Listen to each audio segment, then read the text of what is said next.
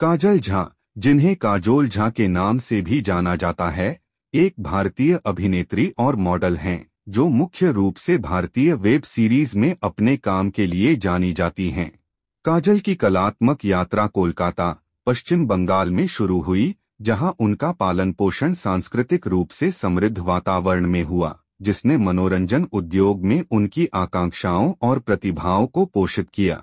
पटना में काजल का प्रारंभिक जीवन और कोलकाता में उनकी परवरिश ने मनोरंजन उद्योग में उनकी आकांक्षाओं और प्रतिभाओं को आकार दिया।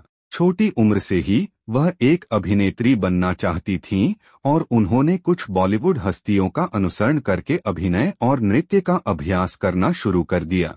उनके समर्पण और कड़ी मेहनत ने उन्हें भारतीय मनोरंजन उद्योग में एक मान्यता प्राप्त व्यक्ति बना दिया है। काजल के करियर की पहचान विभिन्न भारतीय वेब सीरीज में उनके बहुमुखी और आकर्षक अभिनय से हुई है। उन्होंने भोजपुरी फिल्म तहलका मूर नाव के से अपनी शुरुआत की। उनके उल्लेखनीय कार्यों में टू फिंगर टेस्ट शामिल है, जिसमें उन्होंने विन्नी की भूमिका निभाई, और द डार्क गर्ल 2023, जिसमें उन्होंने अन्या का किरदार निभाया।